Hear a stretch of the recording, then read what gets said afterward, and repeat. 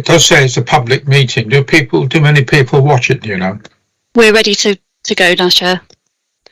Thank you. Good afternoon and welcome to the Health and Overview and Scrutiny Panel. I'm Councillor Mark Jeffrey, Chair of the Health and Overview and Scrutiny Panel. Members of the public are invited to view this meeting online. Those present are requested to keep their microphones on mute and to only turn them on when you're called to speak. Members are requested to keep your cameras turned on at all times. Officers and external presenters are requested to turn your cameras on only when you are presenting your reports or answering questions. Members have read the reports, so presenters, please just highlight any developments that have occurred since publication. If you'd like to speak, please either raise your hand or write your name and RTS request to speak in the chat function. I would now like to invite those present to introduce themselves. So, Judith. My name is Judith Smythe. I'm the Councillor for St Jude Ward in Portsmouth. Thank you. Councillor Richardson. You're on mute. Sorry. Councillor Richardson representing Havant Borough Council. Thank you. Councillor Atchell. Councillor Vivian Atchwell, representing Winchester City Council, and I also am from Shedfield and Whiteley Ward. Thank you. Councillor David Evans.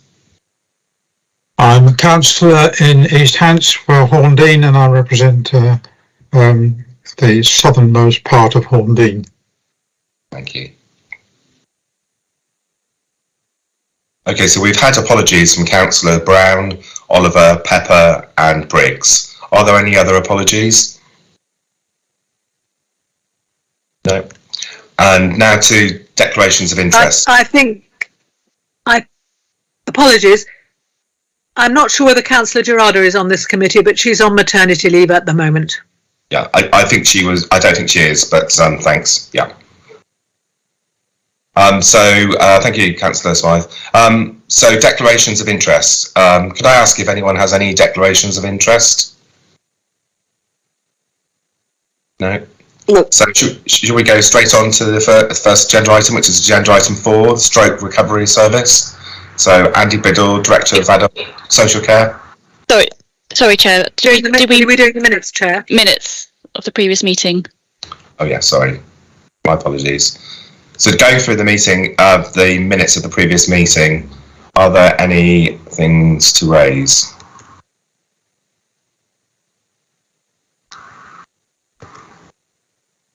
No. Okay. So I've got next down here, agenda item 4, Stroke Recovery Service. Andy Biddle, Director of Adult Social Care at Portsmouth City Council. Andy, could you give us a brief summary of your report, and then members will ask you questions. Thank you. Thank you, Chair. So the report's in front of you. I haven't included a lot of the background information on this occasion because we had this report, similar report at the last HOS, but there's a link under section 3 if anyone wanted to see that background information. So the update to this report is in this month for this HOS. We met with the Stroke Association in October, the leader of the council and the cabinet member for community wellbeing, health and care. Met with the Stroke Association in October and had a discussion about whether it would be realistic for a stroke recovery service to be implemented in Hampshire and the Isle of Wight by December 2024. If you recall, that was the limit of the funding that the City Council had made available to the Stroke Association in Portsmouth. And I've included a paragraph there about the requirement to work with the voluntary sector from the national guidance issued by NHS England for information on the second page. The Stroke Association felt that this was a reasonable time frame and that they could work with the ICB if requested to in terms of picking up a contract for the kind of services that they provide or currently in Portsmouth. They felt it could be replicated, but that whilst there are already services working with people who've experienced a stroke across Hampshire and the Isle of Wight, and indeed in Portsmouth, that their services that they are providing are very different to that and work with a smaller number of people. So they felt that would be something that they could work up in reply to the leaders' questions. What we agreed at that meeting is that the Stroke Association would investigate and bring back some analysis of work they're doing in other parts of the country directly for other ICBs, not only in terms of the contract specification and the kind of work that they're doing, but also in terms of the return on investment that they believe they provide in those areas for those NHS bodies. So that will be the next phase, if you like, in this particular discussion with them. And the leader and the cabinet member resolved that once they had that information, they would write again to Hampshire and Isle of Wight ICB, laying out that information and making the case for the Stroke Association to be part of the post-stroke recovery service implemented across Hampshire and the Isle of Wight. That's a broad summary of the report. Of course, happy to take any questions. Thank you. Thank you, Andy. Members, do you have any questions? I know we've read the report. Do you have any questions?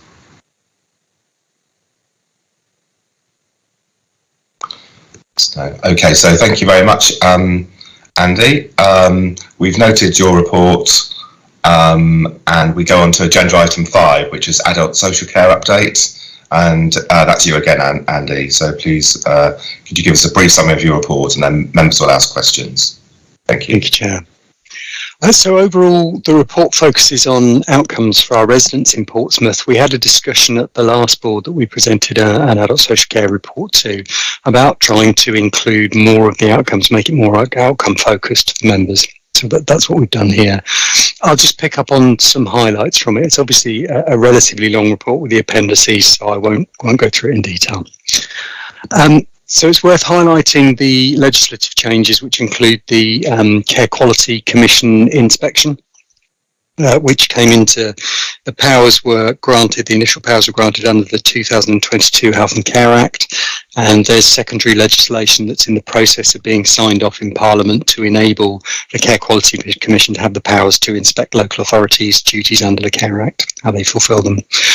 We've now seen reports published from the 5 pilot sites that CQC work with. That happened last week. So we're still in the process of analysing those, reviewing them to understand the reality of inspection on the ground comparative to what we knew thus far about how it was framed it was going to happen, and to take any lessons that we can from that. I suspect we will be in common with every other upper tier local authority in England, because obviously this is something that's been occupying a lot of time for us in terms of preparing for inspection. There's further information around preparation for inspection and assessment in the body of the report, so we focused that on quality and audit. We've got an update there from the principal social worker in Portsmouth. CQC are stating to us that the next tranche of local authorities to be inspected, which originally they planned for it to be about 20, will be announced in this calendar year. So they've got roughly another 4.5, 5 weeks to do that. And our self-assessment document will come to a future scrutiny panel so that we can lay out our assessment of ourselves, how that's echoed or not, as the case may be, by our stakeholders, and also what our residents think of the provision in Portsmouth. That's the 3-pronged process to preparing our self-assessment and readiness for inspection. The report shows some positive outcomes around reducing waiting lists, particularly around those people that need the support of an occupational therapist, and the introduction of a more structured customer feedback experience with our occupational therapy service, so that we can shape how we work based on direct feedback from our residents, which is really positive. And we're also highlighting the training and development activities that we undergo to grow our own occupational therapists in Portsmouth, and people that have worked for us, maybe not in a qualified role, but then have progressed, have done their qualification and have learned and built their trade in Portsmouth. The report also highlights the work to bring together reablement services in Portsmouth and the aspiration that we have to enable more of our residents to have the opportunity for reablement, so that they maintain greater independence in their daily lives with proportionate support from purchased services. The report highlights a range of areas that our integrated learning disability service and our adult mental health services, which we provide in partnership with our Solent NHS Trust colleagues, are focused on. Those areas of focus linked to that reablement approach in terms of supporting our residents to maintain their independence, ensuring that as many of our services as possible are within the Portsmouth city, which helps maintain relationship networks for people that can be really important in their recovery journey, or indeed in developing and maintaining independence. And those approaches also resonate through our carers and independence and wellbeing service. And we've put some case studies and some feedback in the report to demonstrate outcomes for residents, demonstrate some of the individual outcomes for residents, and ensure that as many of us, the analytical tools used to measure our outcomes. What we're trying to do whenever we're working in a preventative way, getting in early with people to help try and stop them needing services later on, is ensure that we can measure that in a reasonable way so we understand what we're achieving. The report also highlights plans to engage with our residents about data and how data is returned nationally and around some of the work that we undertake. And we've also highlighted the demand pressures for the service across both services that we purchase on residents' behalf, but also those that we provide, such as deprivation of liberty, mental health act assessment and safeguarding. And finally, the report sets out a summary of our strategy, which guides all of the work that we do in Portsmouth and adult social care, and highlights some of our governance arrangements and how we work with our providers in the city. That's a broad summary of the report, but happy to take any questions. Thank you. Thank you, Andy. We can take members' questions. Also like to welcome Councillor Graham Heaney. Hello, yes, apologies for being late. One of my students wanted to see me about something and it took rather longer than I had anticipated, so apologies for that. No problem at all. So it's over now to members. We're on agenda item 5. So it's over to members for any questions to Andy.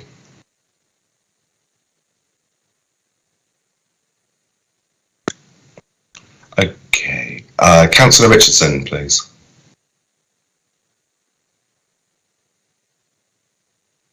You're on mute. Thank you, Chair. Sorry about that. Hello, Andy. In terms of the CQC regulation and your self-assessment, how are you judged, particularly on things that say you have no control on? So, for instance, taking people out of hospital, you know, and transition and things like that. That, you know, other organisations will impact on some of the things that you do and vice versa. So how are you judged in terms of your CQC, concerns there? Thanks, Councillor. I mean, what we know thus far, and obviously we haven't had that direct experience of the inspection yet, is that we will be judged on those things. You're absolutely right. Delayed transfers of care and transition for younger residents who become 18 and need adult care support will be part of what CQC look at. So they'll very much look at what we do, rather than necessarily what's in the control of other organisations. But what they'll also be looking for, as we understand it, is how we work in partnership. So whilst you can't always control all of those triggers or all of those levers as an organisation, if you've identified a problem, if you've identified a block, how do you then work in partnership with that other organisation to try and make those transitions as smooth as possible? I guess a good example for hospital discharge is the work that we've done with our Integrated Care Board colleagues and our Solent NHS Trust colleagues to have a discharge to assess unit in Portsmouth that's staffed by staff from both organisations, enabling people to come out and have time to breathe and to think about what their next move is, but also to offer some reablement support within that. So those kind of resources, initiatives, services are what we're going to be talking to CQC about when they talk to us about how we manage hospital discharge.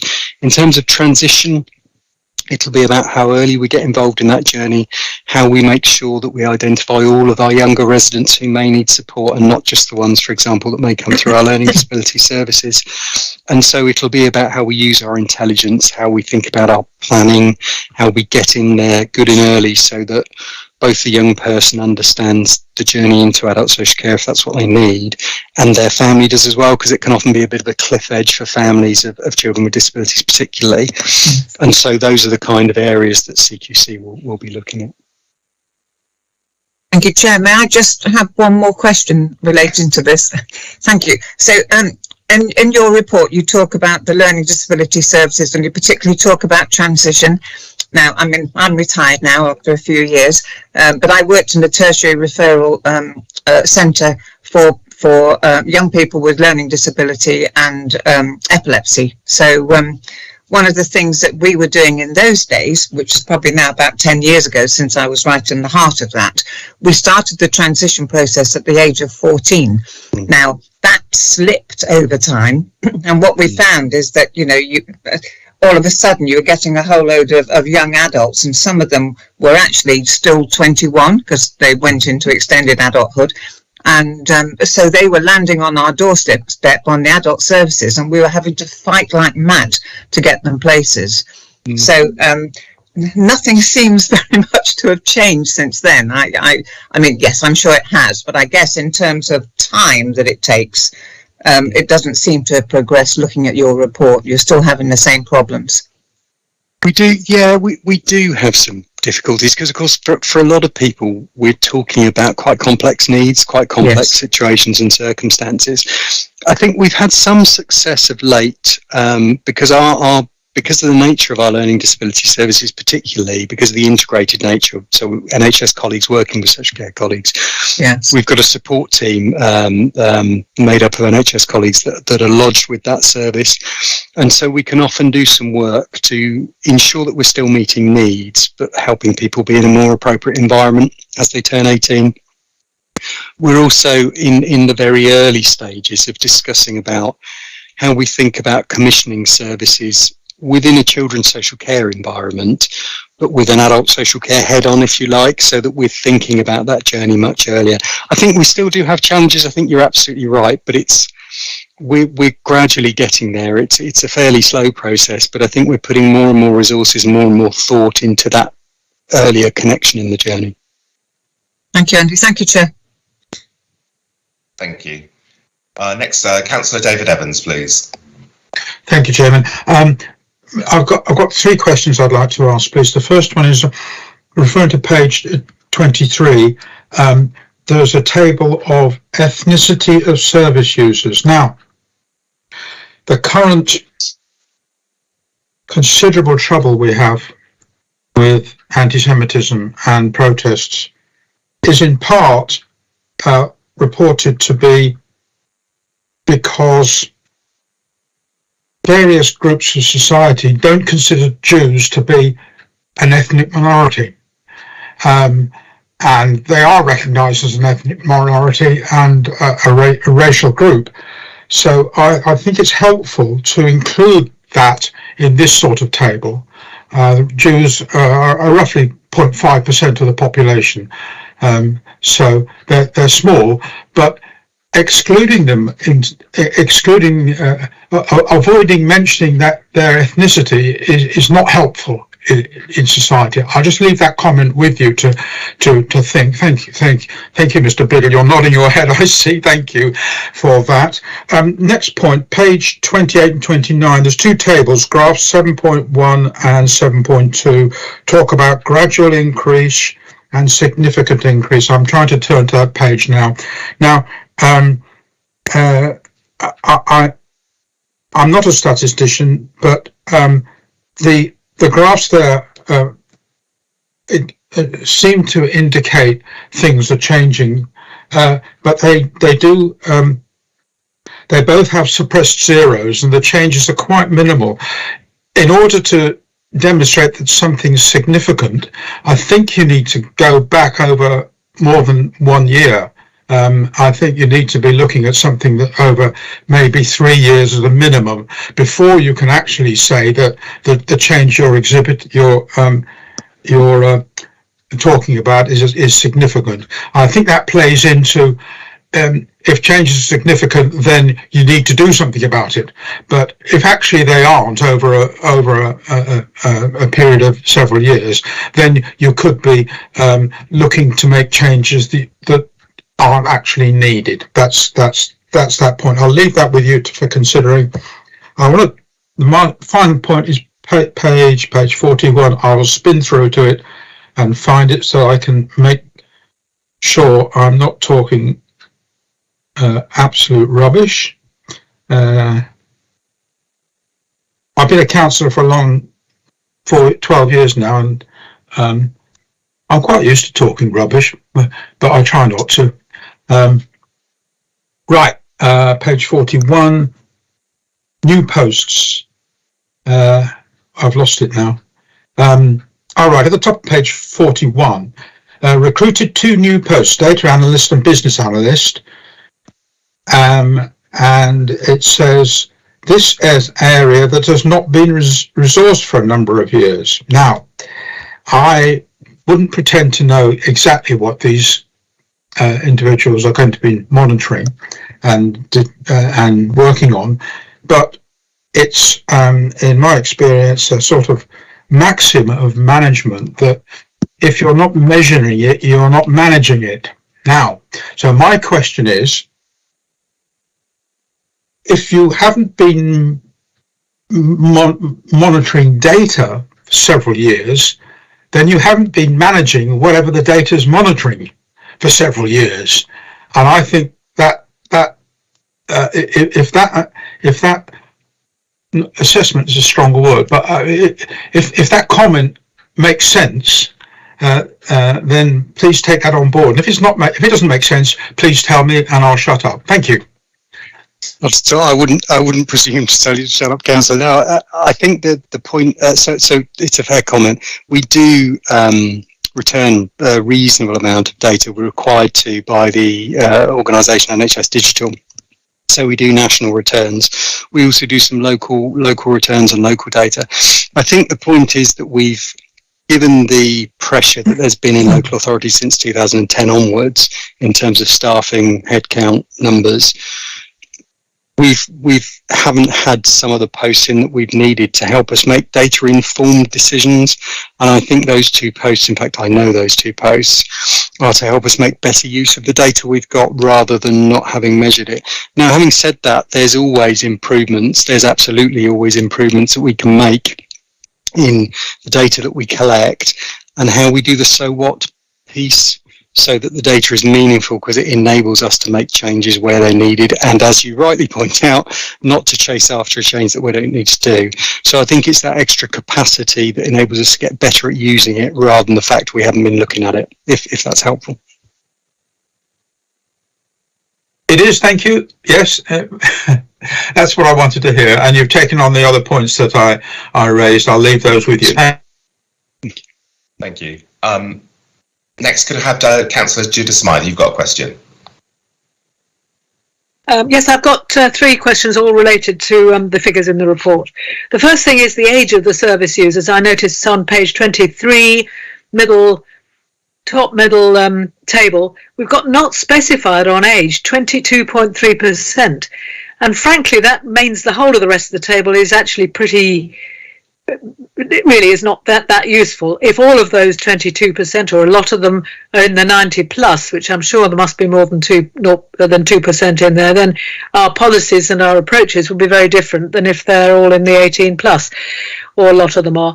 Will you be able to get that table a bit more accurate in the future? Because that seems to me is crucial because of the very different settings and the very different situations that apply between the age groups there. That I don't know, actually, because I don't know whether they were not specified because they chose not to specify and that was a choice that they made, or for another reason. So I'll have a look into that, Councillor, and I'll come back to you. I think if you could, it makes a nonsense of that table. Now, the second thing is the ethnicity table, and I take Councillor Evans' point on the specification of people of Jewish heritage, providing those people representing those communities who want to be identified. The other thing, though, is I'm very concerned at the relatively low level of Black African, Black Caribbean and Black Other, 0.2%. I think that demonstrates that we're not reaching out to some of the people who surely have some of the disabilities that your service users would be characterised by. And if I was talking to you in the 1970s and 80s, when I was used to teach equality of opportunity and that sort of thing, among other things I did at that age, I would be saying that was a clear indication that we are either just ignoring that community, haven't been able to reach out to them, or indeed that our staff are being racist. So can we do something about that, please? We can certainly have a look into that. I think what the table shows is that we are reaching out to communities, diverse communities in Portsmouth, beyond our standard white British community, if you like. I can't comment on those specifically. It is part of our role within that particular service to reach out to different and diverse communities. So I'd like to, in answering your question, I'd like to take a considered view of that and have a discussion with the service themselves and understand what's behind that, rather than in the old days, I know that kind of detail. But please, could you bring back a report on it? That's what I'm asking for you, because in the old days, that would have been like a test you'd give to a whole room of public servants, social workers, if you like, and that's the thing you would want them to notice. There are more than 0.2, well, added together, more than 0.6% of our population is from the Black African, Black Caribbean and Black Other. And we know that the incidence of mental health in many areas, for example, is quite high among Black African, Black Caribbean peoples, and particularly now that we know that many of those people will have experienced some trauma as refugees or whatever. Those figures are incredible, and I would be very concerned that somebody might interpret them as racist behaviour from our staff across the whole of the patch. We all know that, but let's do something about it. So a detailed report would be really useful, please. Those are the two Councillor Smythe, can I main things. Adjourn the meeting for a moment because I'm feeling unwell. I've spoken to the Democratic Services Officer, so the procedure will need to be that we'll need to adjourn the meeting and then you elect a chair while I have to go. Well, I'm so sorry. Do get well soon. Thank you, everyone. Yes. Okay, take care. Thank you, Councillor Jeffrey. Okay, members. So obviously, if we could have nominations for or volunteers for someone to carry on chairing the meeting, please, that would be appreciated.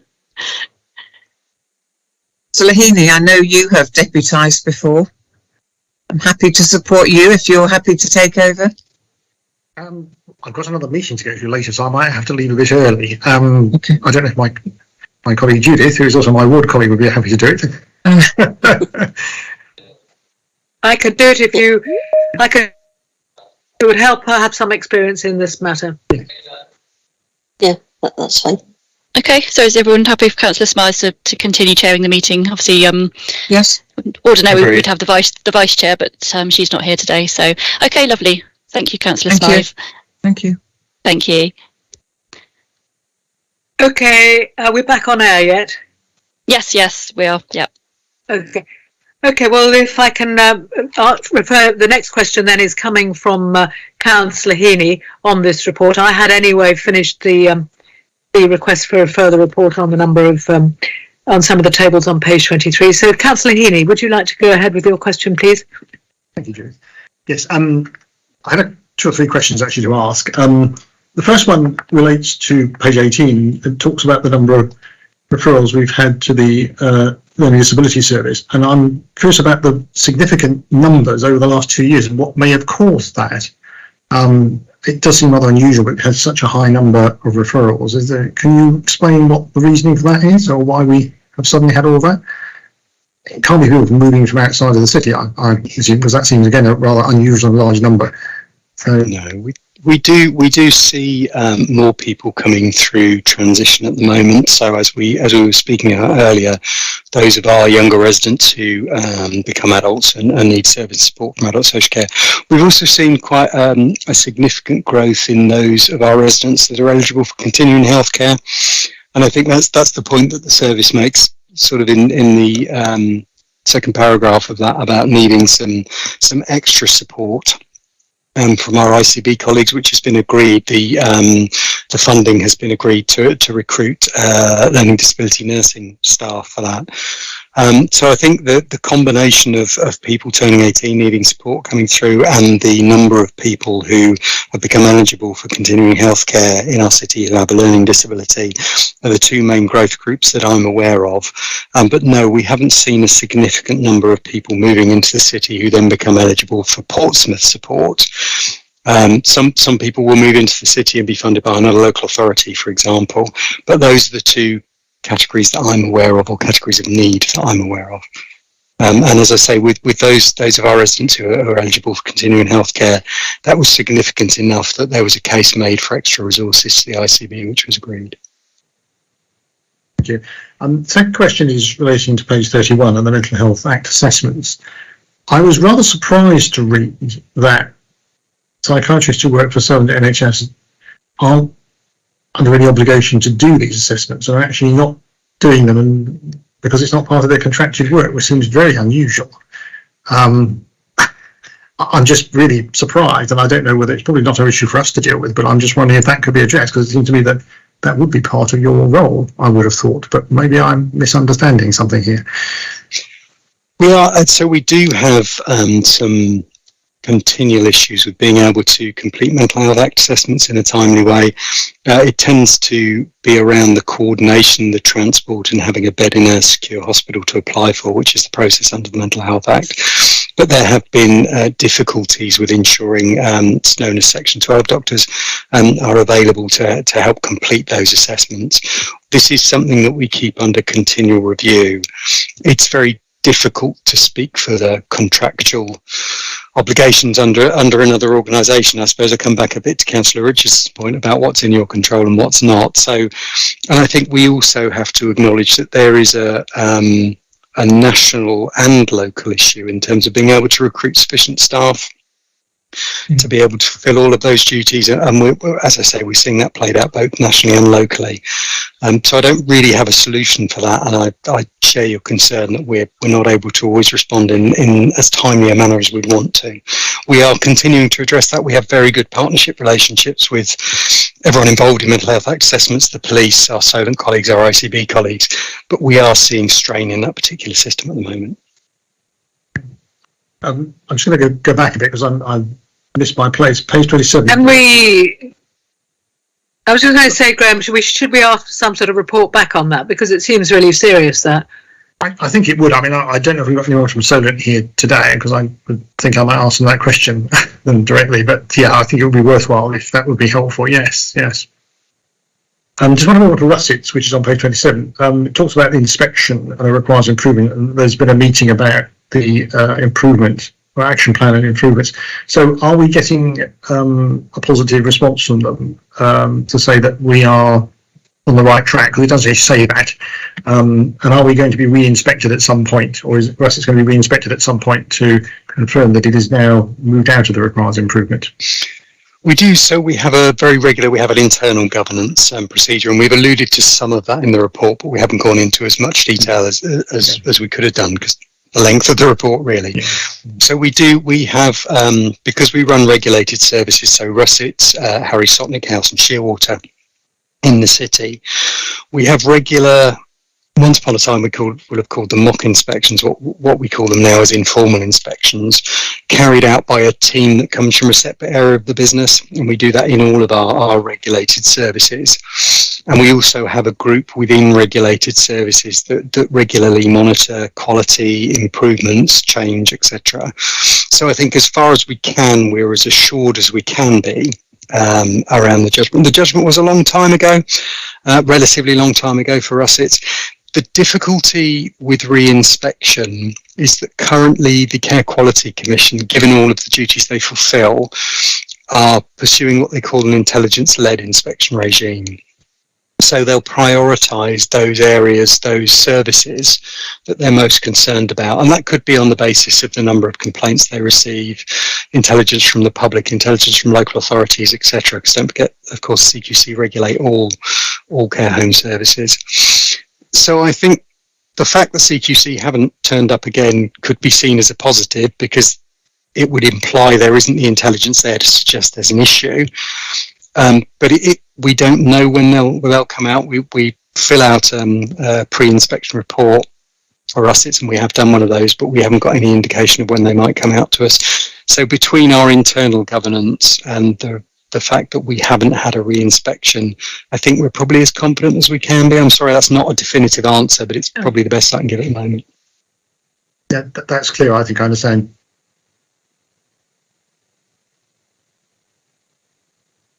You've gone on to mute, Councillor. Oh, you're back off. Sorry. I'm back again. Anything else from you, Graham? last question, page 32, where it talks about the approved mental health professional team not getting referrals from the Treasury's mental health crisis breathing space programme. And there's mention of a court case. Is this because the scheme's not very well designed for referrals? Because it talks about a court case about eligibility. So are we struggling to find people who are eligible? And is it the eligibility criteria that are a problem that they've created? I don't believe so. I think it is purely we're just not seeing people referred. I think there's probably something there because it is a relatively recent development. So there is probably something there about familiarity. So where services in the city are familiar with the fact that there is extra support available around people suffering with financial issues and referring them in. But I've not had it brought to my attention there's particularly an issue with criteria around this.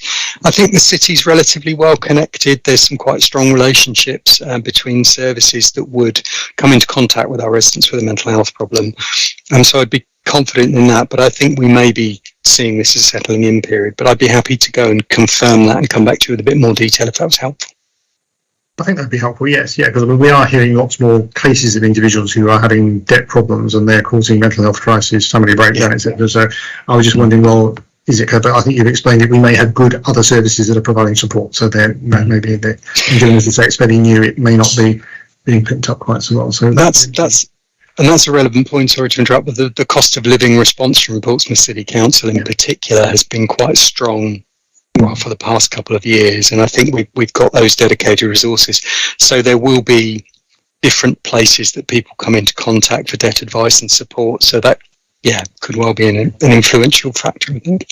Right, that's the end of my questions then. Thank you. Thank you. Thank you, Graham. Councillor Richardson, you're next.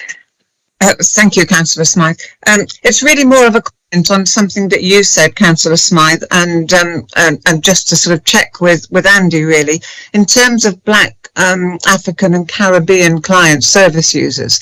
In my former role, I mean, we had a real job sort of reaching these people because it's a very stigmatized area. They really don't want to engage with us, and even when they were really poorly and came to us after that, they didn't want to sign anything or actually be included in any data. And I think it was more of a stigmatized thing than it was about staff not engaging, because ours was in the London area, so there were a lot of Black Africans and Black Caribbeans there, so they just didn't want to engage.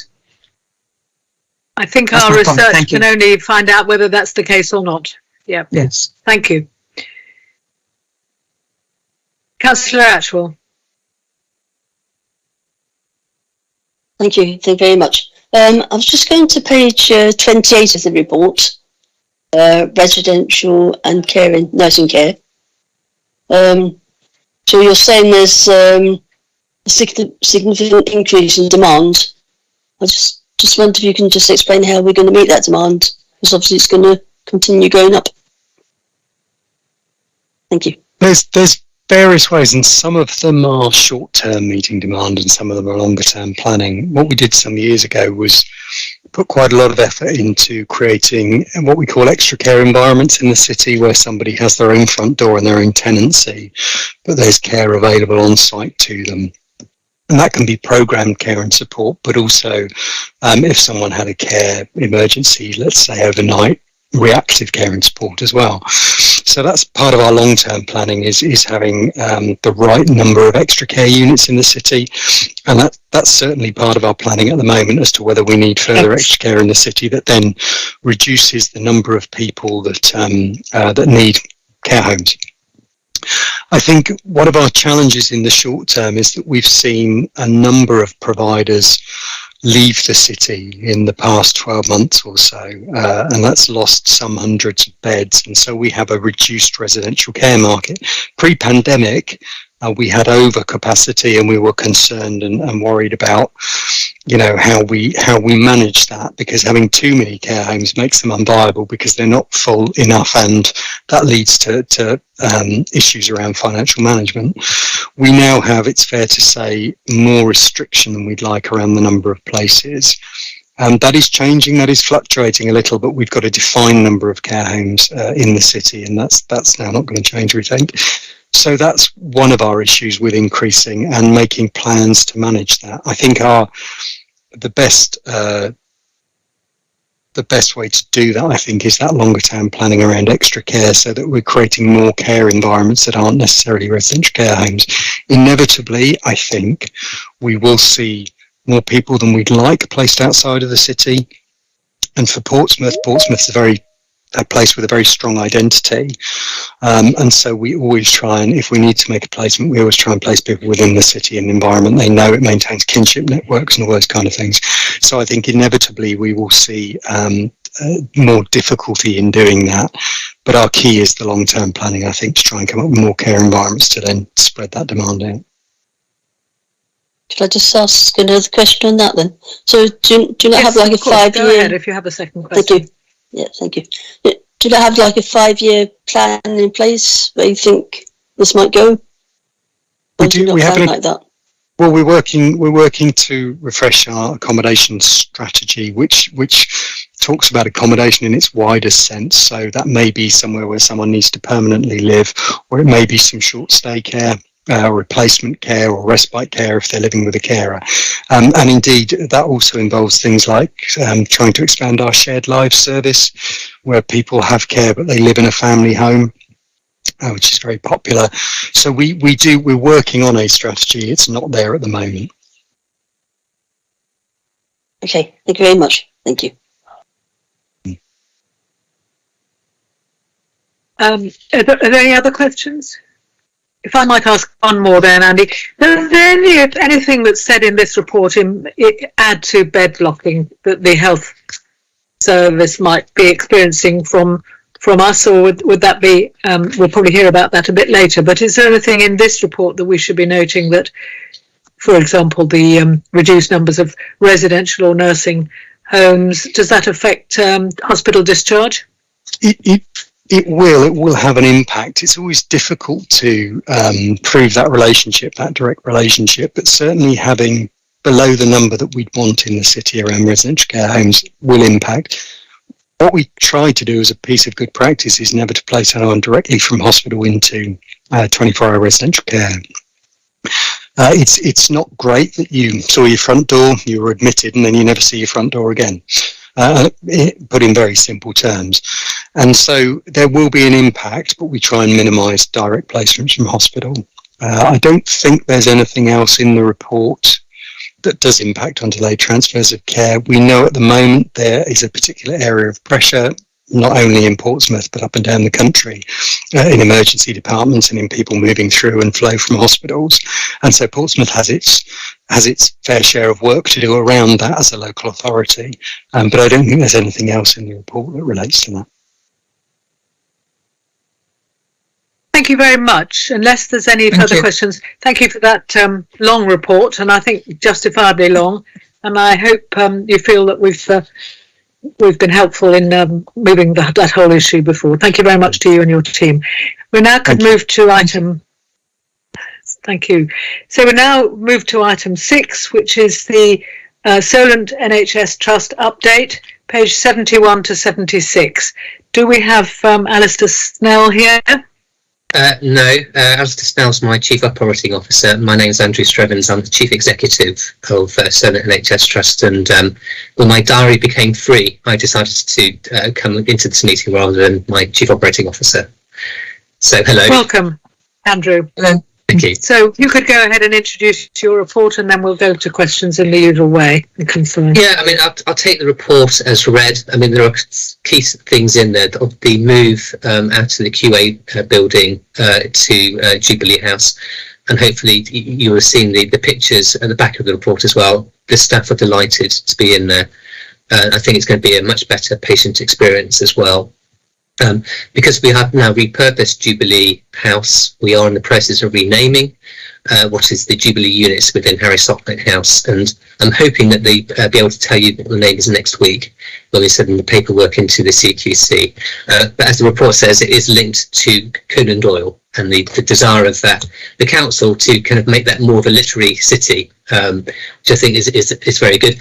There's the report in terms of the podiatry service as well, and hopefully that you can see that, and that makes sense to concentrate at the St Mary's campus, and we have been involving Healthwatch in those discussions as well. And then finally, the biggest thing is Project Fusion, where we have signed off the full business case. It's now with our regulator. Copies of the full business case are available. There is an engagement event which is being lined up with the local authority leads for Portsmouth and Southampton, which should happen over the next few weeks. I'm going to say so things are progressing as expected with the creation of the new trust planned for the 1st of April 2024. So I'm happy to take questions on that, and I'm also happy to hopefully answer. So we can see some photographs. We can see some photographs at the back of the report. Thank you for those. Yeah. Are there any questions or comments or anything anybody else wants to say on this one?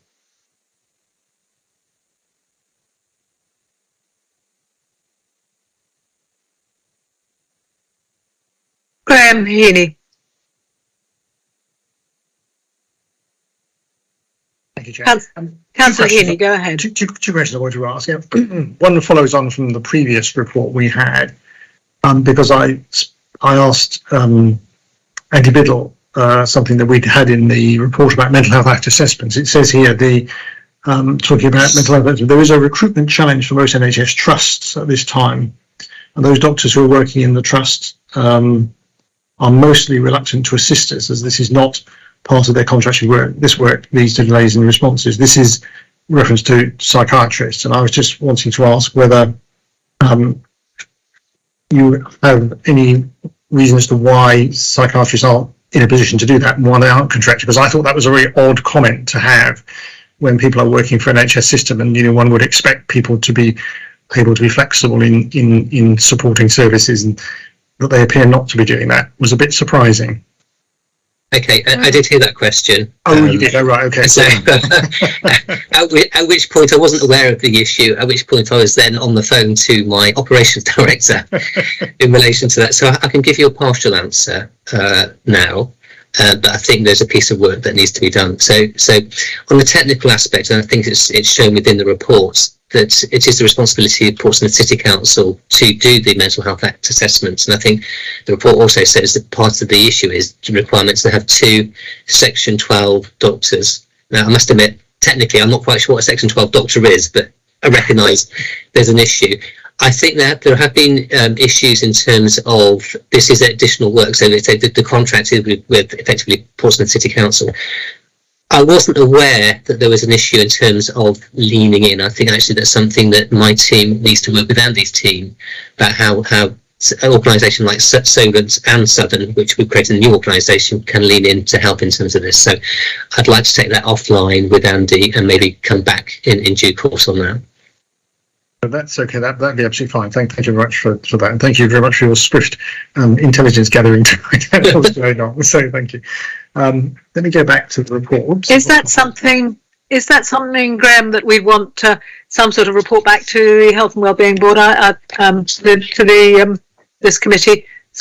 I think probably would, either in a note on the minutes or either that or it get picked up in Andy's next report that he does to us. Would say that we've now addressed this issue and it's been resolved. So that may well be the way to do it. But yeah. I think it's quite important because that delays there can cause patient harm and even occasionally put people at risk to themselves or the public. So I think it's quite important. Well, I suppose if we get the chance to get it out before the minutes, by the time the minutes are published and available, if that's before our agenda, then that's great. But obviously, if they go out at the same time as our meeting agenda, I'm not quite sure if they do get sent to us in advance. I don't think they normally do, but that would be fine. The quicker we know about it, the better. The second question. Thank you. The second question relates to podiatry services, and I know there's been quite a bit of discussion about location because. I think the concern, if I remember the discussion, and also some discussion I had with Healthwatch, is that some people find it a bit more difficult to get to a central location, and they are having something in other parts of the city is useful. This seems to have been a bit of a unilateral decision by surgeries to close off their available spaces. Is there any possibility that there will be any consideration given to possible location of satellite clinics or satellite operations that would allow people to access, be more close, say north of the city, south of the city, of podiatry services? I think that's a possibility to consider, but the information I have is that we have searched for alternative locations, and they're not available. But certainly we can consider and bring back. Let's say we are linking very closely with Healthwatch, and I know that particularly Roger Battersby will be attending where we're intending to put the new podiatry service. Yeah, I think he still has some concerns about the fact that there's not been, this decision has now been made, and the opportunity to maybe consult on it hasn't really been available because it's been a unilateral decision by the surgeries to make those decisions. And so we've put in a bit of observe. But if he's going to be involved in further discussions about it, that would be, I think that would be helpful. Yeah. Yeah. Thank you. Thank you for that. Graham, I think that's really helpful. As surveys done by Age Concern and others have shown that sore feet and the absence of public lavatories are the things that stop elderly people going out, and going out is good for mental and physical health. I think this is a really important area, and I wondered if we did have a mobile paediatric podiatrist, a mobile podiatrist that goes to people's homes in the event, or goes and indeed visits GPs at all, and I think this is a very important issue.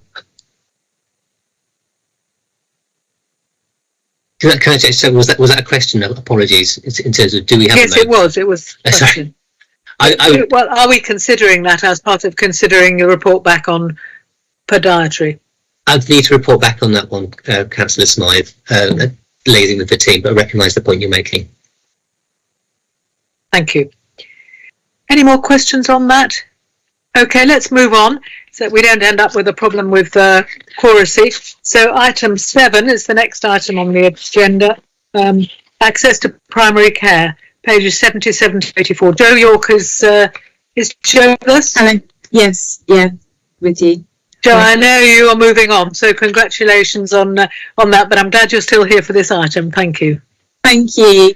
Yeah, and sadly it will be my last meeting with you. So again, I'll assume you've read the report, but a couple of bits that I just wanted to pick out was that we have been working closely with local councillors and council officers, public health team from Portsmouth City Council on who hosted the GP Summit and Community Pharmacy Summit over the last couple of weeks. And these have been really positive events to get all partners around the table and think about, in light of some of the national challenges and local challenges we have around recruitment and access, what are we doing locally and how can we support our primary care colleagues? So we had some earlier GP summits earlier this year, and some actions around GP recruitment, which is ongoing, and working with Portsmouth Primary Care Alliance colleagues and the hospital and Solent colleagues on taking that forward,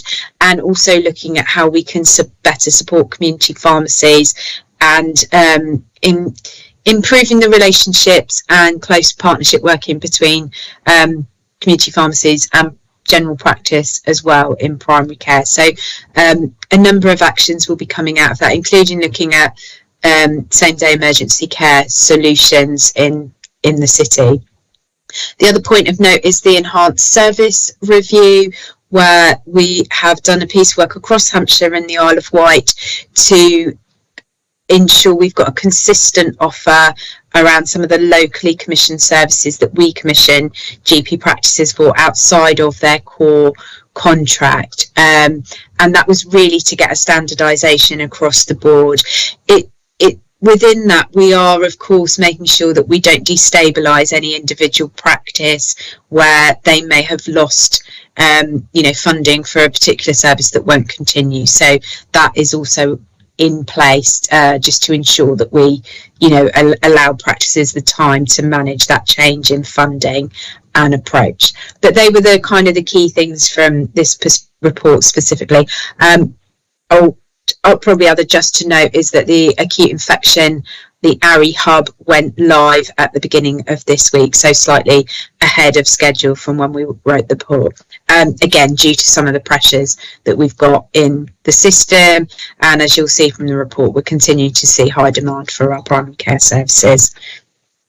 So that's probably the key points on this report. Thank you, Chair. Yeah, I think this report is encouraging. By the way, just in case I should have declared an interest, I am a patient at the Trafalgar Medical Group practice and very keen on their move to Handley's Corner. I'm just an ordinary patient at that practice. Julie Richardson, your question or comment. Yeah, thank you, Councillor Chair, Councillor Smythe. Yeah, Joe, thank you. It's Julie Richardson. Thank you for responding yesterday to my email. The motion actually was dismissed because they didn't feel it was something that necessarily needed to be discussed in a local council meeting, a full council meeting. However, I did pass on the information that you sent me to the two councillors who raised that motion. And just so that other people are aware, it was about a lack of pharmacy services, or a perceived lack of community pharmacies, which surprised me because I couldn't actually see it in our local area particularly, but I think they were referring to the Bedhampton service, which did come to your attention, and I understand you offered them support in that. So really it was just to say thank you, and I'm very glad to see that there's a lot of work going on as far as community pharmacies are concerned, because they are a vital service to in primary care. Yeah, thank you. And again, it's a problem we're going to see a bit more of, I think, and starting to become more of an issue. Again, due to some of the contractual issues and cost of living crises. So it is important that we do more. We also pointed you to work with public health departments in the local authorities who can also produce the pharmacy needs assessment as well, which can sort of give an opportunity to think about where do you absolutely need those community pharmacies to be. So hopefully that will help, but thank you. Yeah, thank you very much. Thank you, Chair. Thank you. Is that all, Graham? Is that... No, it's Graham Heaney then who'd like to speak now. I have two questions. One is a small question, really, and there's a reference on page 81 to a flu incentive scheme for patients in care homes, and saying that due to financial constraints, this is going to be discontinued. Given the vulnerability of patients in care homes, is that not a false economy? Because if they don't get their flu jabs, there's a real possibility they could end up in hospital, and this will cost the NHS more. Yes, so I think it was that we were paying primary care practice services. It was only happening in Portsmouth, so the evidence was in other areas that didn't happen. But also there are other ways in which those flu jabs can be provided. So through the enhanced care home scheme and the enhanced care home DES. And through the community nursing team, which is what we used to do. So that scheme came about really through pressure in community nursing a number of years ago. But there are now other services that can take that approach through the PCN DES into enhanced care homes, rather than paying individual practices. So I don't think we'll see. I don't think there will be a risk of what you're saying, but it's just about how we're managing the money and getting best value for the money that we do put into primary care, into care homes. Okay, true. Thanks for that. That's reassuring. I didn't know whether there was anything else because it wasn't clear from the comment. But, no, sorry. No. That's fine. That's reassuring. The other question is one that a little bit more troubling, really, because I notice on this report, which is about the Integrated Care Board, there is nothing about the financial problems that are existing. In fact, you find information about the financial issues in two other reports on this agenda, one in Andy's Biddle's report and in the next report from the Health and Care Portsmouth. And they're not in this report, which is a great thing. So I'm going to refer to the two other reports when I ask the question. In the report we've had previously from Andy Biddle, it talks about the ICBs going through a mutually agreed redundancy phases that will continue to 2024, and this will have an impact on the shape of health and care Portsmouth on e-health services. High likelihood that as funding is redirected, reduced or stopped, creating funding pressures on ASC.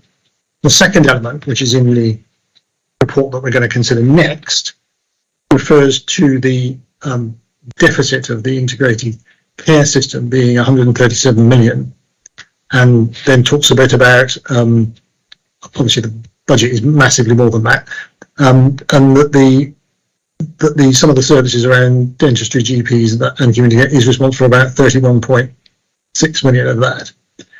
The problem we have, I think, looking at this as a health and scrutiny panel, is that there is certainly indications that there are going to be problems for our service provision, but we don't really know what the impact of that is going to be, because the ICB, and I'm not trying to personalise you, it's the ICB, are not properly reporting to us what their position is, so that we can scrutinise and question what they may be planning to do in order to meet the deficit. And I think that's a real concern. Okay, did you want me to? Yeah, you could. Yeah. So apologies that we didn't reference the financial position in the primary care report. That was purely the ask for that report was around primary care access. And in terms of primary care access, you're absolutely right around the deficit, and that it is significant across Hampshire and the Isle of Wight, and as we discussed previously, all organisations are in financial recovery support. However, the funding for primary care, both general medical services, general dental services, and community pharmacy and optometry services, they're all subject to national contracts. So the core funding for those services is if you like a pass-through money to the ICB. So for under the qualities and outcome framework for general practice, that's subject to national contract, and that money is paid on the achievement of the QOF, the quality and outcome framework standards within that tier practice, and so their funding is weighted per population as well. So we wouldn't, that isn't money that the ICB can touch, and the same for dentistry. So we wouldn't be taking any funding out of those primary care services. The work we've done to review the local commission services, which is ICB funding, again, that wasn't to reduce funding into primary care. So we've put exactly the same amount of funding back in as was there previously, but it was to make sure we had a consistent and standardised approach. So that's why there's no reference to the deficit or services reducing in primary care as a result of that deficit, because there won't be, because they're core national contracts, and we're not taking any money out of those services as a result of deficits. That's not to say there's not difficulties in primary care achieving those standards and those activity contracts because of their workforce, and that's a particular challenge in NHS dentistry. I don't know if you want me to answer the other bit of the question until we get on to the report, but I suppose what I would say on that is we're doing a lot of work with partners in the NHS and with the ICB finance team around understanding our position for 24-25, and obviously NHS England. So it's not that we're not saying and not trying to be transparent about this, it's just that we're in that 24-25 planning round this year at the moment. That will go on probably through January and February, and that will enable us to understand what the budgets will need to be for 24-25, and if there then will be any potential impact on services in the city and the staffing budgets. We know that nationally ICBs have to reduce their running costs by 30 to 40%. So again, that will be by the end of next December, so that we'll be able to come back later in the year when we're doing the consultation and show some of the impact of the staffing structures and how we've reduced those running costs. Yeah. Hopefully that answers your questions. I know it's complicated. Yeah. I think the concern, that 137 million is 137 million recurring. It's not a one-off saving, it's recurring. So there is going to be an impact on services. As Health Overview and Scrutiny Committee's panels, we do have duty to look at service changes, particularly if they're going to affect patients, and we do have a right to be able to question and challenge that necessarily. So we will hopefully have an opportunity to do that. I think the other thing that slightly concerns me is we're talking about Portsmouth, but of course this is now Hampshire wide, and what happens in Hampshire, I think obviously is for Hampshire to decide. They have their own Health Overview and Scrutiny Panel, but I think there's possibly an issue here where we may need to work with the Health Overview and Scrutiny Panel in Hampshire about how we approach these issues, because I think there's some potential joint implications for what happens. So there may be some specific Portsmouth implications, but there may be some wider Hampshire implications which affects both areas and both Health Overview and Scrutiny Panels. And I know in the past there have been joint reviews taking place between the Health Overview and Scrutiny Panels of Hampshire and Portsmouth, when there's been service changes that have affected both. And maybe we need to think about whether some discussions might take place between the relevant chairs of the panels about what might be of relevance and how we might approach it, because it seems to me there's a possibility, not now, but maybe next year when we know more, that we might want to do that. So I'm just sort of flagging that up as an issue to think about. Yeah, I think that would make sense if that's what the panel wants to do, because the financial position will also affect the services in Southampton and the Isle of Wight as well. A lot of what we have been, so a lot of the changes and reductions in services where there have been reductions in this financial year haven't really affected Portsmouth. And a lot of the services, it hasn't been closing services, but ensuring we're getting best value for money, that we're not paying twice for things, or where we've had to reduce perhaps the scale of the service. And some things have gone through the Hampshire the Hampshire Health Overview and Scrutiny Committee, where there have been changes and reductions in some of the discharge services and community bed facilities, but no actual closures, just a reduction in scale. You're right, that may change as we move forward and as we move into 24-25, and a joint Health Overview and Scrutiny Committee may be a good way for the ICB to come and present that collectively to everyone.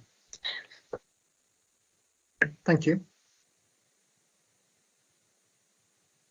I think that offer would be useful, Joe, because the public awareness of the fact that there are huge pressures on the NHS, and we're straying into item 8 now, is very, very high, and that can move into a lot of dissatisfaction and misunderstanding. So good communication is absolutely essential, which I'm sure you and your successors know. Any other questions? Oh, yes. Councillor Ashwell.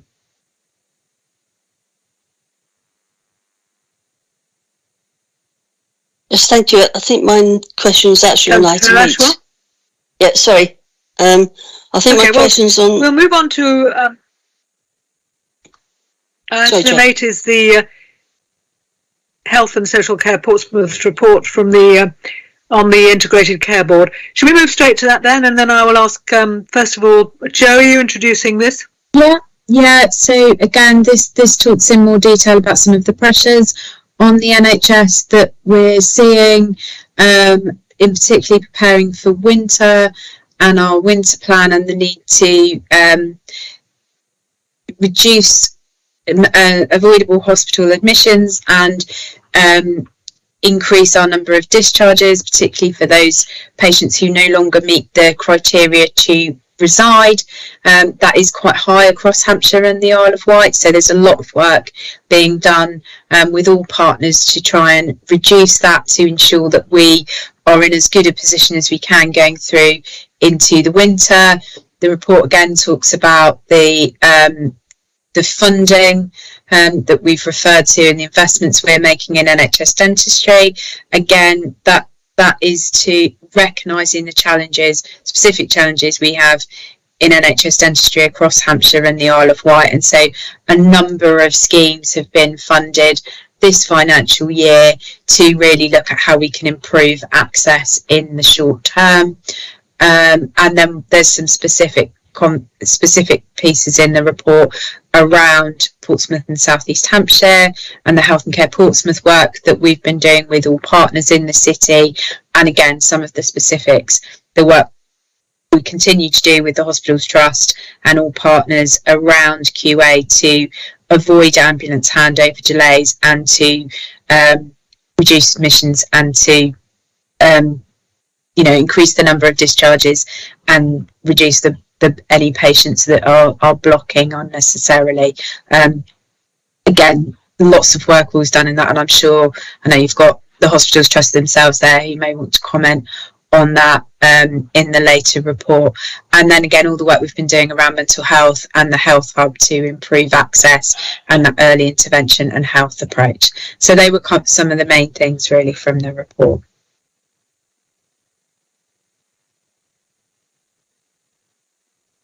Oh, sorry, I think you're on mute there, sorry. Yeah, muted. Councillor Ashwell, is this a good time to bring you in? Yes, thank you. Joe, thanks for the report. I'm just going to go back on the about that ambulance handover.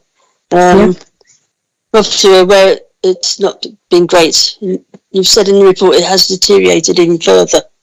And do you really hope there's going to be improvement now the winter's coming?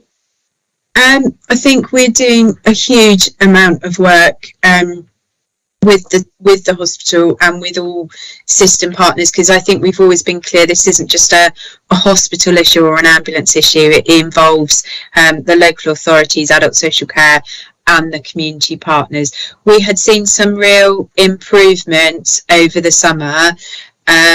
However, I think we had a number of challenges, in part due to the industrial action and some of the challenges that caused, some changes in approach around discharges, some of the funding we were talking about earlier being reduced, having to reduce funding or really tighten up on how we approach the funding and how we manage the discharge to assess process has, despite everyone's best efforts, caused some delays in that sort of late summer, early September, which we've struggled to kind of recover from.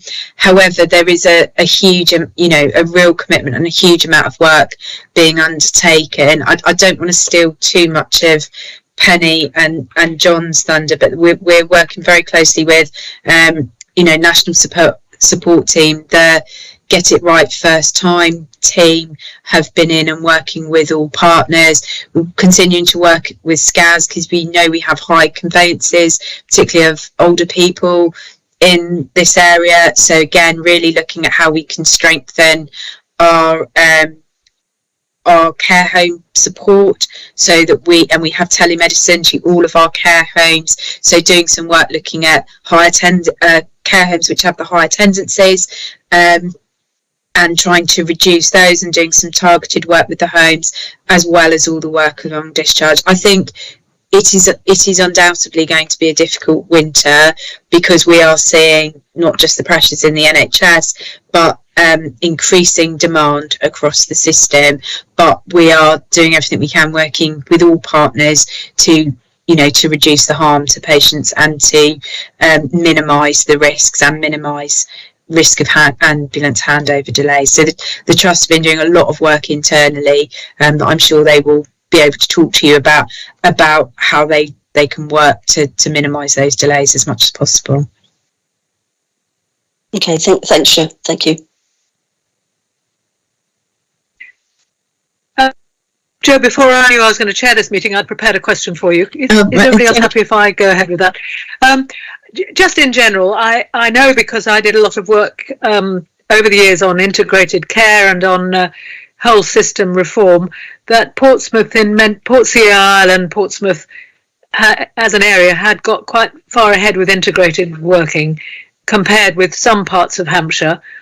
A lot of us who've been engaged in commissioning across Hampshire for over many years, which I have been, were worried that there were initiatives that were working well in Portsmouth, where the advantages of being a small, densely packed island and people knowing each other and so on and so forth had led to better outcomes for patients in some cases, would be overlooked by the Hampshire and Isle of Wight ICB, possibly necessarily, but in a way that could have put some of those good services and therefore outcomes at risk.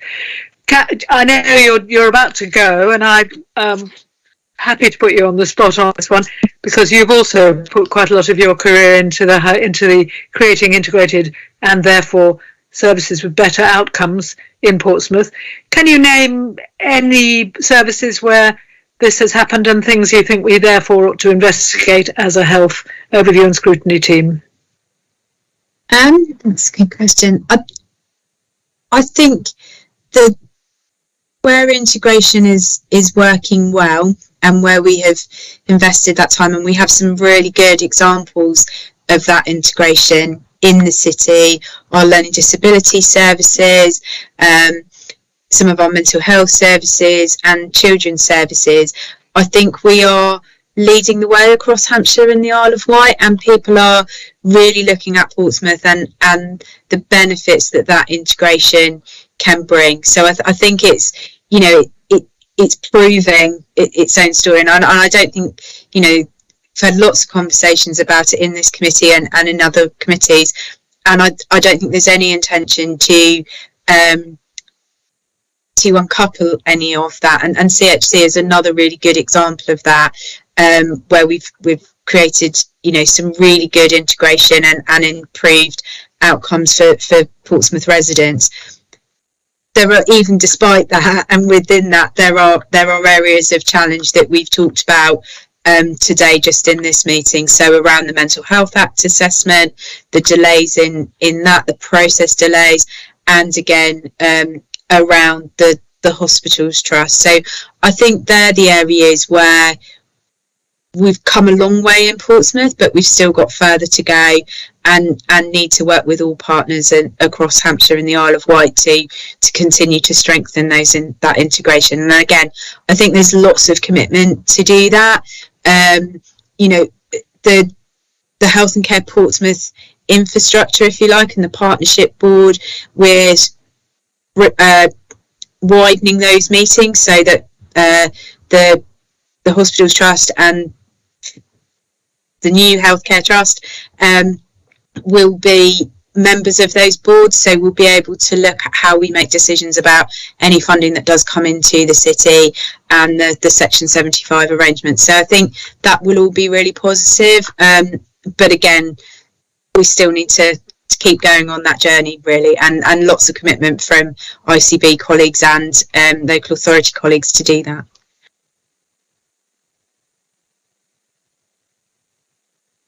Thank you very much. That's helpful. Yes, one more question from Graham Heaney, or is it at a residual hand, Graham? That's a new one. I just want, it's an observation, but sort of a question as well. On page 91 and paragraph 235, it talks about it's the best start for life family hub expansion. And reading that paragraph, it seems to me like this is the resurrection of Sure Start centres, which were dismantled some years ago. And I just wondered if my observation is in any way accurate. I think they are similar, yes. I don't think they're as extensive as the Sure Start programmes were, but it certainly is a recognition of the need to do that. That's early support to families, and that one-stop shop. So yes, similar, but perhaps not quite the same. A newer version. Thank you for that. You know you're getting old when an initiative comes back for the third time in your career. And it's, of course, early years. Early years care is absolutely essential. It is my absolute personal passion, having worked across the country on commissioning for that sort of thing. So I'm glad we're getting some of a share of that. Early years are so important. Mark, are you happy for me to carry on in the chair? Yes, by all means. Sorry, I was sick. So it's all right. Welcome back. Carry on. Yeah. Thank you. Welcome back. So, with your permission, I'll move on to the last substantive item of the agenda, which is the briefing paper, item 9. And at the end of that, of course, we can thank Jo and say farewell. Jo, would you like to? No, we have people here from the hospital. Jo, are you going to stay with us, or? Yes. Well, let's thank Jo now. Let's thank Jo now with a traditional clap, and we can all be seen clapping because I think Jo's done tremendous service for us. Oh, thank you. That's really nice. Everybody like to clap? Thank you. We can all see our hands waving about. I can. Thank you very Jo, much. I think you've done tremendous service in Portsmouth and have indeed worked to improve the outcomes for thousands of patients in many ways. So good luck with your next steps. Now can I ask Thank you. John Knighton, who's here, to introduce agenda item 9. Thank you, Councillor Smith. Actually, my Chief Executive, Penny, has also joined us, and I suspect Penny might want to go first. Welcome, Penny. Thank you. But then I will absolutely be there to take any questions as well, of course. Yeah, really happy to. I'll keep it brief, but I'll try and link to where Jo left us as well. So you've had the paper. It covers 2 substantive items, really, the partnership and now group between Portsmouth Hospitals and the Isle of Wight NHS Trust, and then winter.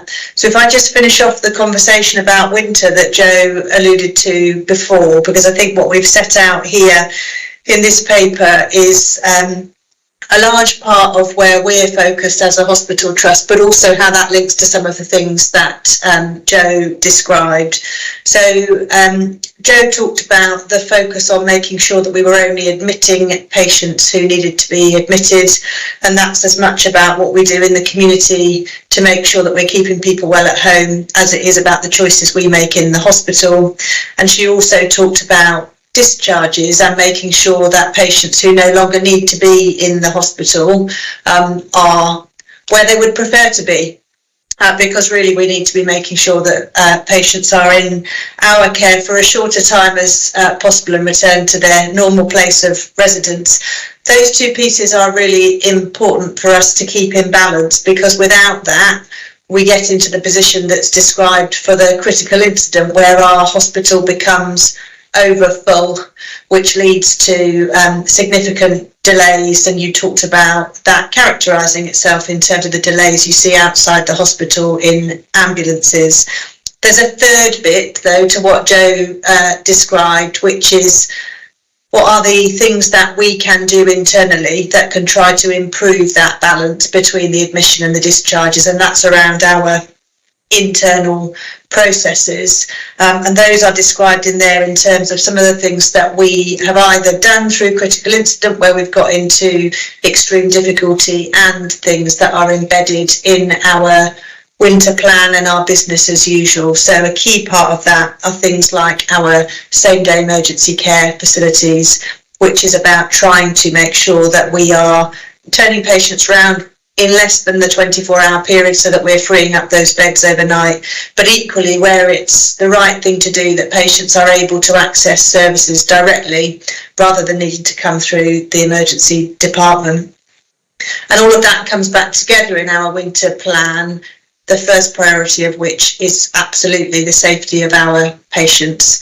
And the piece that you were exploring with Jo was the impact that delays can have not only on our patient experience, but on our ability to get an emergency response to our patients as quickly as we would want them to, and as quickly as needs to be in order to get the right outcome for our population. So what we've described here are all the things we're doing ourselves, but equally, as Joe said, working really closely with our partners, because it has to be across the urgent care pathway that we've got the right capacity in place and that we're working in a way that joins up care for our population. So I'll stop there in terms of a brief introduction, and then John and I are very happy to answer specific questions on any of that. John, do you want to say anything else? No, thank you very much, Councillor. I'm, as Penny said, very happy to take any questions that people have on the report, conscious of time, so I'll just wait for questions, I think. Okay, any questions then?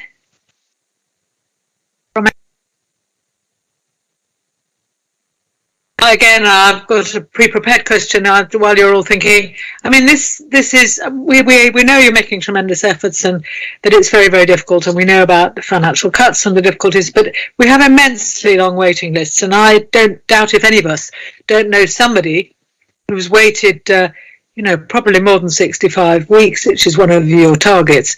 And people, this is contributing to people losing faith in the NHS at a time when we really, as a nation, don't need that to happen, in my view.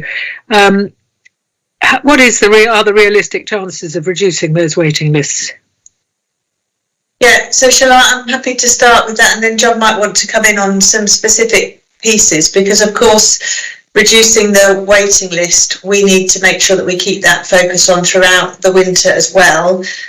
In the context of the pressures that I've just described to you, we've got some particular specialties where the waiting times are longer than we would want them to be. ENT is a particular area, trauma and orthopaedics is probably another, where our patients will be experiencing long waits.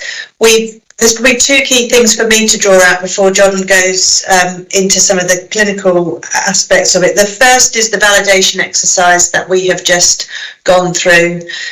So we have been in contact with every patient who has been on the waiting list for more than 12 weeks to make sure that they still require that appointment. And we have seen a significant number of patients who didn't need to be on the waiting list removed from the waiting list, which means that we're then better able to get to the patients who really need our care. That's an administrative validation process, and running alongside that we have our clinical validation process and safety measures to make sure that the extended waits are not contributing to increasing risk for our patients as well. But the key really to your question is making sure that we do keep the capacity running, not only through our inpatient overnight beds, but through day case surgery and also through our outpatient procedures as well. This is not all patients who are waiting to come into the hospital for an operation and then spend some time in the hospital. Much of this is diagnostic or outpatient waiting times as well. But John, do you want to add anything to that? Thank you, if I may, yes. So picking up from where you left off, I think there are, everyone will recognise there are several drivers that have contributed to those waiting list volume size and the time that some people are waiting, all of which are unacceptable, but they are, I guess, understandable. And most recently, in addition to the effects of COVID and, of course, the health of the population, the impacts of industrial action have been real. They have had an impact over the course of this last year. In addition to what Penny said around the administrative, if you like, validation of those waiting lists, we're looking at where clinical validation, so really going back to the question of, does this patient need and want that procedure that they were originally listed for, where it's operative, but also in the outpatient area, are we following up too many patients, and is there an opportunity to generate more new outpatient spaces by reducing the number of follow-up appointments that we manage, and activating patients, if that's acceptable phrase, in their own follow-up. So giving them a safety net and a route back in when necessary, but not necessarily routinely following them up.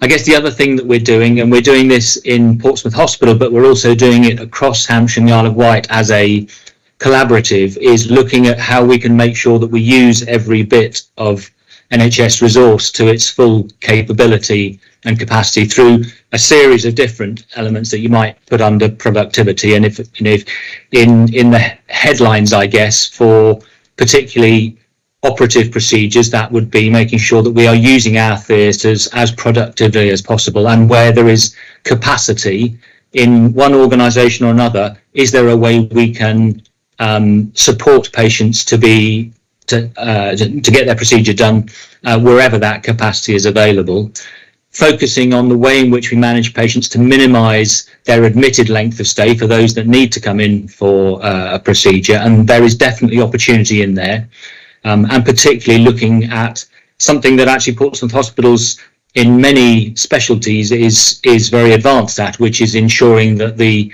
maximum number of patients who are able to have their procedure done as a day case is optimised, because of course every time you do a procedure as a day case rather than an inpatient, actually the evidence suggests that the outcomes and experience when that's done correctly are better for patients, and it liberates a bed day that is able to be used for someone who has to come in. So those are I guess those are key headlines that apply to a whole raft of different opportunities to use the capacity we have, as well as being creative and constructive in the way we use capacity across a wider footprint, not just in our hospital, to make sure that we do all we can do to minimise and reduce those delays. Thank you. Any other questions from members of the panel? Councillor Jeffries. Thank you. One of the things that I sort of struggle with, I guess, with when I get reports to HOSP is that is the comparison. So we know that there were 10 critical incident days in November, but how would that compare to, you know, a typical year, if there's such a thing? So going back to say 2017, how many critical days would have the hospital had in 2017 or 18 or 19? I know that's sort of, you probably don't have the figures to hand, but when we get the reports, it's sometimes these sort of standalone figures could be sort of meaningless. Yeah, I think that's a very fair point, isn't it? And of course, comparing a day or the number of days that are declared as critical incident isn't necessarily, even if we were giving that comparative figure, it doesn't necessarily tell you the whole picture, because the criteria by which we declare or define a critical incident shifts from one year to the next as we get better at doing some things and as pressures manifest in different areas. So they are called for different circumstances sometimes, although perhaps with the same or similar underlying causes. Would it be something you could do in the future, is to do that comparison? I think that would be useful too. Whatever the causes are, you're under exceptional pressure for whatever reason, and that if that is gradually creeping up, it's a matter of public and individual concern. I wonder whether I'm sure we can do something that might be useful, and it might be helpful if we, in so doing, perhaps not looked just at the number of critical incident days, because that you could argue that might just be a symptom or a marker of what's going on. But I think what you're really wanting to see, I think, is what are driving those pressures, and we could look for some things that might be helpful in a more detailed conversation about what the underlying drivers of that situation is.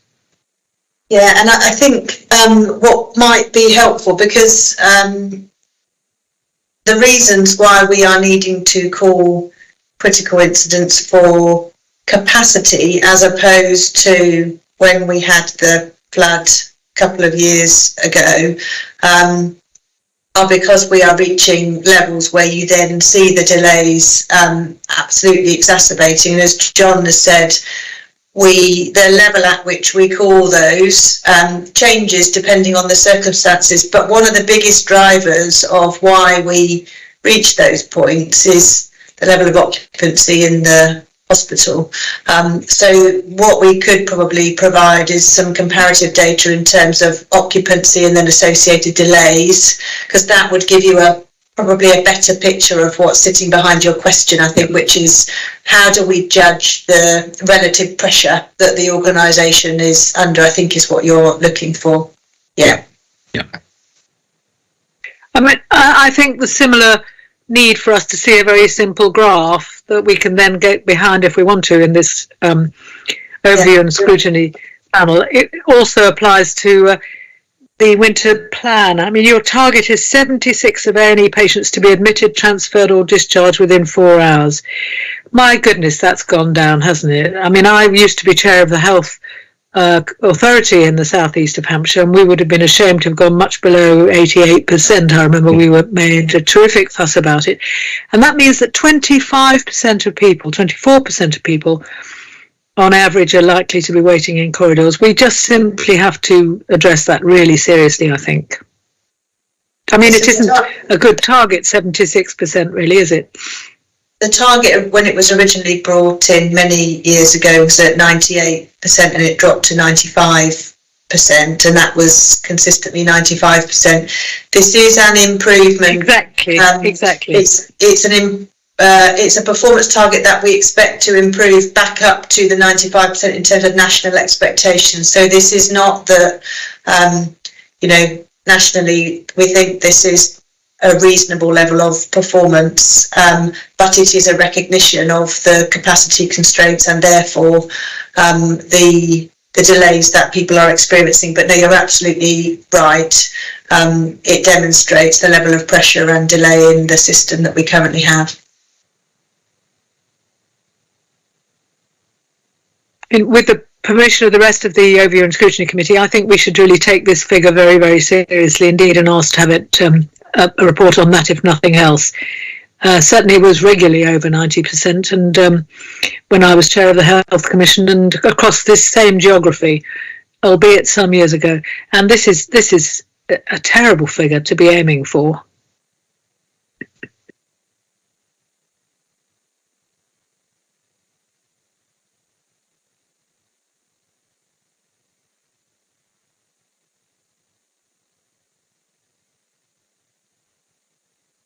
Judith and Mark, Councillor David Evans. Muted.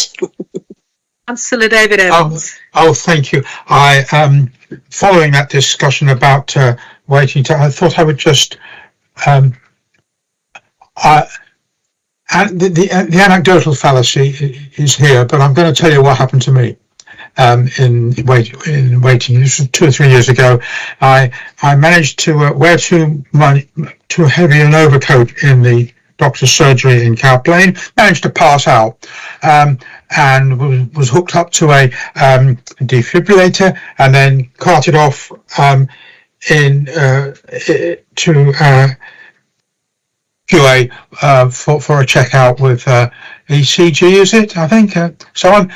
I was lying on a trolley in the corridor for 5 hours, and then when I was seen to, because people more seriously obviously kept going past. When I was seen to, I was wheeled into a room. They hooked me up again to the tester. It took about 2 or 3 minutes, and they decided there's nothing wrong with me, and I was free to go. Now, I'm a firm believer in the anecdotal fallacy. It doesn't work, but if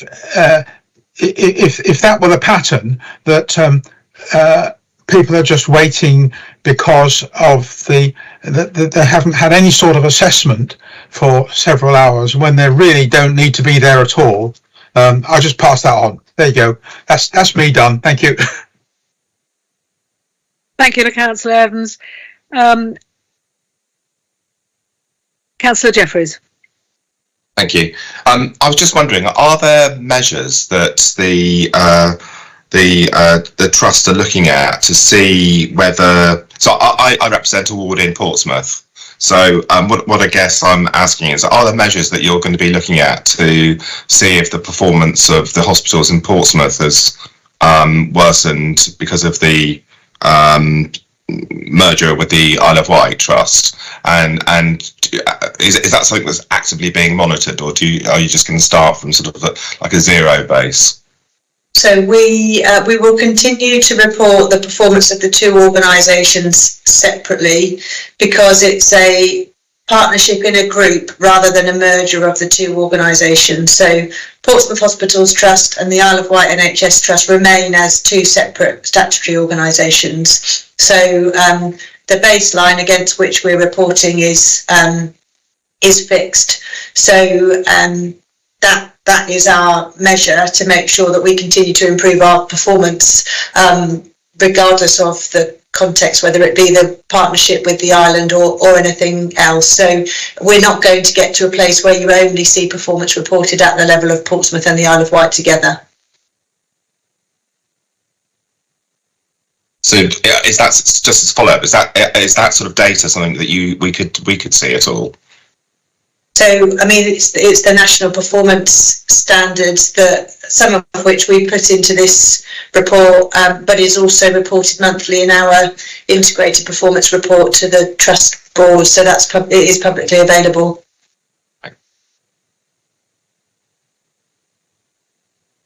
Thank you. Is that okay? I think this is tricky.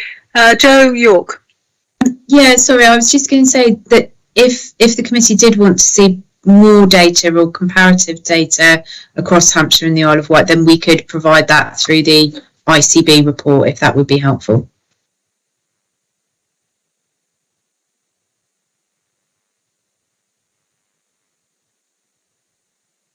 Julie Richardson.